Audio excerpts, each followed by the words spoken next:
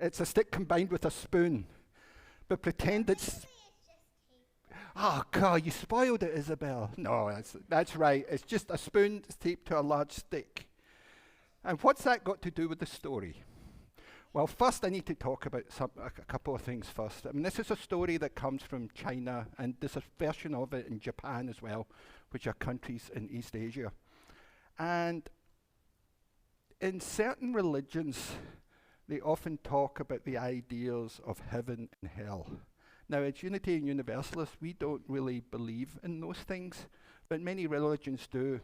And this is a story from China and Japan around these ideas of heaven and hell, where hell is a place where people are really struggling and suffering, and heaven is a place where people are really happy. And this story is about why some people might be happy and why some people might be struggling. And it's this older woman who really wants to know about what is heaven and hell like. You know, she's Chinese. She says, I want to know what heaven and hell is like. And so this person says, this priest says, well, I'll show you. And he goes into this one big, beautiful room, and it's got beautiful views outside the windows, and there's all this food on the table.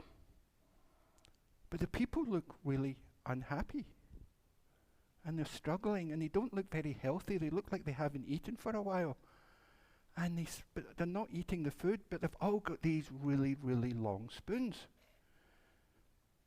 And can you imagine eating with this? Because I'm going to try and eat with it. Well, honestly, wait, is it just like that? It's that length. Okay, then you can just undo the tape and then tape it. But that is one solution. That is good, Connor. That is one solution. But this tape is pretend it's super glue or gorilla glue. What if you what if you start moving the spoon back so that you can just if the spoon is like this, you can just. But it's super glued. It doesn't move. But these are all really good solutions. No, you move your hands towards the actual spoon part and the stick. Oh, but these are stuck to people's hands. This is a really good. So that's a problem. So imagine it's stuck to the hand, and you stuck to this. You're good. You're a lot of really good. You okay? Okay. So basically, you do this, and then. But your hands are stuck to the end here. Oh. Yeah, that's a problem. It's a big problem. I have a theory that's not actually heaven. That is correct. And he says, well, so is this heaven or hell? And the person said, oh, this is hell. I'll go, okay. Well, I'd like to see heaven. Wait, with one hand you can cut off. But and then the other hand is sticking But to your the both hands are stuck to this. You can't move your hands. You can use your feet. You could use your feet. That's true. You can cut off the part on the bottom. You can headbutt it. You lot are great problem solvers, I have to say. But let's hear what the other solution is. I've given you the thing. So your hands are stuck to this, and you've got this spoon. So they go. Smack it against something. You could smack it against something. Uh,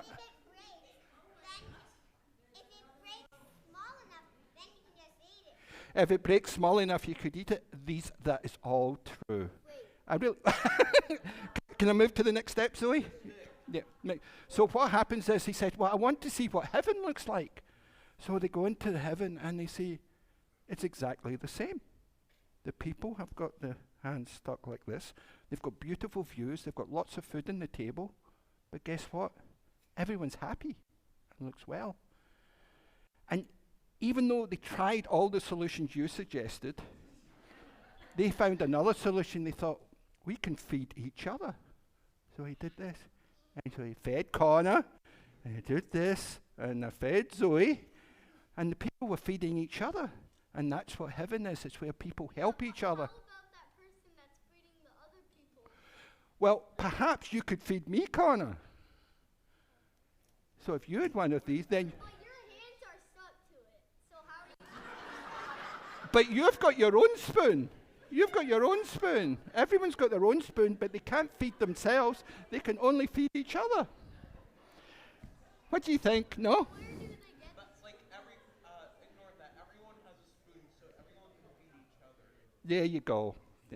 So that's the idea. So that's the only difference. Is in one place people help each other, and they're all people that are only trying to help themselves. But you all had great solutions too. Hands are stuck to it. Then How do you do it? even make it? You can't even make it with your hands stuck to it. And how are you supposed to get the food if you don't have hands? How do you put? You basically don't even have hands. You use a spoon. But someone else makes the food. But their hands are stuck in the spoon too. That is a story for next week. So thank you so much. It's time for your religious education classes. 29 years ago today, I was called to read from the Torah as a bar mitzvah. One of the most important things that I learned in that faith journey was the concept of tikkun olam, or repairing the world. I'd like to tell you about a way in which I strive to express generosity by making everyday decisions that help repair the world. The most frequent way I do this is when I go grocery shopping. Primary considerations when choosing groceries tend to be nutrition, price, and taste. But what about other values? For me, these are animal welfare, environmental stewardship, and fair treatment of and justice for historically marginalized people. So when considering purchasing a product, I first think of the impact on animals. Then I look at the environmental impact of creating, packaging, and shipping the product. Then I look at the company, whether it's socially responsible, employs good labor practices, and whether it's owned by marginalized minorities. Often, products rating high with my values come with hefty price tags. That's because many lower-priced alternatives are sacrificing many of the values that I hold true to keep the cost down. To balance my spiritual checkbook, I must look at the true cost to the interdependent web of existence for convenience and thrift. Humane methods of creating animal products require more space and more labor, but factory farming methods are cruel to the animals in addition to being terrible for the environment. Agricultural farms using monoculture practices destroy the natural ecosystem and the soil and require petroleum-based fertilizers. These same farms focused only on the dollar often have deplorable working conditions for workforces made up of mostly minorities and immigrants. I choose to support producers and companies that are trying to keep the true cost down, even if that means the financial cost is higher. By doing so, I'm essentially giving to that cause, and that makes me feel like I'm helping to repair the world, while still getting my everyday needs met. I want these companies to succeed because their bottom line consists of more than dollars. It can be hard, though, with so many options and so many labels. There's a lot we cannot know, and decisions often require leaps of faith. Sometimes there's a conflict between my values, like when I've specifically chosen to eat at a Black-owned vegan restaurant that served my meal on disposable plates with plastic silverware. And the overwhelm that I get when staring at the multitude of options at the grocery store or even worse online is real. Some of our UUFRC members and I have formed a group called Living Our Values Every Day, or LOVE, that aims to provide a resource to help reduce that overwhelm. A guide that will help us make choices prioritizing the UU values that matter to us, whether it's clothing that's sustainable, durable, and not made in a sweatshop, a cake from a black baker, or a breakfast sandwich that didn't require any animal suffering. I hope to get the support of this community to develop this resource that we can use in our everyday lives by contributing great finds and rating products according to our values. Together, we can create a guide that reflects our values and helps us make the best decisions we can in many aspects of life. And though our values and ratings will be guided by UU principles, this resource will be something we can share with our larger community. I'm also hoping that we can use this resource to guide our decision making within the walls of UUFRC. I want our congregation to reflect our values when we spend our money and be part of the change we want to see. This can take the form of catering choices at our events, banking partners, contractors, and supplies for our building. We've already started this with some modest efforts for Tovis's ordination and with the switch to a community-based bank. I'd like to continue that momentum and root these values in all our decisions. Whether you are passionate about fair labor practices, animal welfare, biodiversity, or oceans, or lifting up the oppressed, there are ways to put those values into these everyday decisions. I invite you to help me build this resource to allow us to make these decisions easier. I invite you to feel that warmth of generosity as you do your everyday business. I invite you to help repair the world with me by being a force for good. A few years ago, a friend recommended Glennon Doyle's book, Untamed. It's a book both my daughter Sarah and I listened to and loved. As women, we had discussions about how we choose to live our lives and society's rules for women. Doyle's point of view on many topics, including mental health, provided me with much food for thought. As I was preparing for this reflection, I looked for an inspirational quote from her work. I found this: "There is always more on its way, more opportunities, more ideas, more love. Belief in abundance is the source of all generosity and peace. Know that there is enough. Know that you are enough. Know that you have enough. Enough time, enough talent, enough love." Abundance is something I've been thinking about recently. There are times I'm generous and it feels like I'm sharing from the blessings in my life, my talents, my love, my financial resources, my connections. I don't often feel abundance around time. I've wondered how the words I use and thoughts I have color my perceptions. Things at work are so crazy. Marcus and I have been so busy. There are a lot of things I want to do that I don't have time for.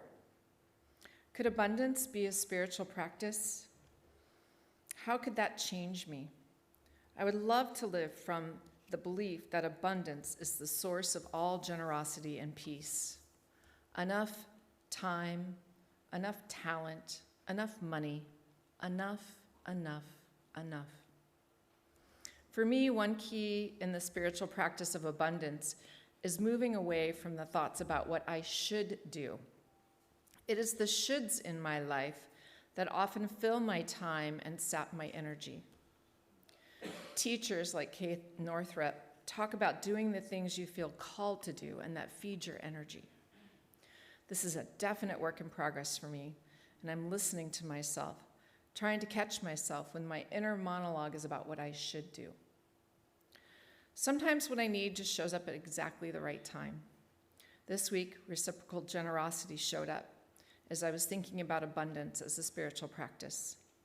If I can move away from should to abundance and generosity as a result, then perhaps I can live a life that is richer and more fully expressed. I don't expect to be able to shift my feelings around time just like that, but it's a worthy exploration. A life of joyful generosity could serve me just as much as it serves others. It could feed and nurture a relationship, a community, an organization.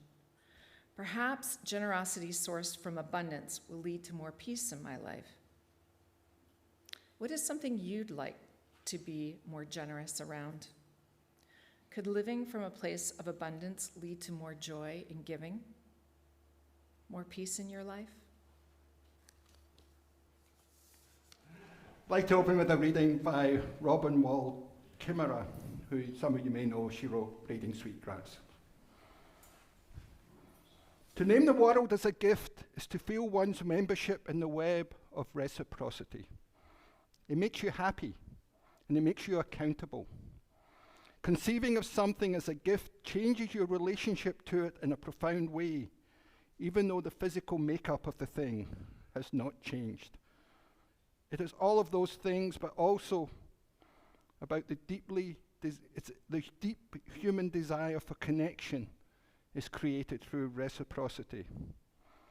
To be in reciprocity with the gifts that are given to you. Those are the words of Robin Wall Kimmerer. It seemed a really good idea a couple of months ago when I came up with the title of The Reciprocity of Generosity. And then I realized I'm going to have to keep saying it. It's not an easy thing to say. But the idea of the theme for this month, of course, is generosity. And we've heard from Jason and from Tracey different examples of generosity. And I loved Tracey's idea of, lacking time. And how can you be generous with your own time to give you more time? Because the idea with reciprocity is, and especially with generosity, is that it's not about giving and making sacrifices. You're giving and you're feeling good. I said a couple of weeks ago, I always hated the idea of give until it hurts. You should always give until it feels good. I'll be saying more of that during the pledge campaign in February. And of course, we're coming up for Thanksgiving, and I mentioned a couple of weeks ago about the idea that a religious person is grateful and a grateful person is generous. But gratitude is more than just a thank you. There's a connection, there's a deep connection when we really live with gratitude. Gratitude of what we receive from the earth, gratitude from what we receive from one another, gratitude from what we receive from this community. It's deeper than just a thank you. And so as we go into this Thanksgiving season, I would invite each of us to explore, what does gratitude really mean to you? Because it is more than a thank you. Because through gratitude, it creates that sense of abundance that Tracey was saying that was so fundamental to a spiritual practice for her. And by having that sense of abundance, it creates that sense that we have enough. And so much of our economic system is this idea of scarcity. If you actually look at the definition of economics, it's like, how do you manage scarcity? And that's one way of looking at it. But what happened if we looked at things with a sense of abundance? Like, what is abundance in our life? But I also share Tracey's pain around the scarcity of time. And any of you who's waiting for an email reply to me, you now know why. And I think Jason gave a different spin in generosity that I thought was really interesting as an area I've been working in for many years. It's this idea of spending our money in line with our values. And I think so much of us think of that as kind of charity and our donations. But I suspect, like most of you, I spend far more money on my necessities and my discretional spending than I do in my charitable donations. And when I did a calculation about 10 or 15 years ago, I spent 4 or 5 times as much on my necessities and my discretionary spending as I do on my charitable donations. Though charitable donations are important too, but the idea of living with our values, like, can we spend our money? And there's an element of generosity to that, because as Jason pointed out, sometimes you have to spend more money. You have to spend more money to be in line with your values. But that is a generous act because you are doing well by others. Of course, you can buy the $3 t-shirt that was made with slave labor or child labor or prison labor. Or you could spend more so that someone else can make a reasonable living. And that is the idea of reciprocity, because I think generosity can help us live with a reciprocity in the sense that we are doing good for others and we can feel good by what we are doing.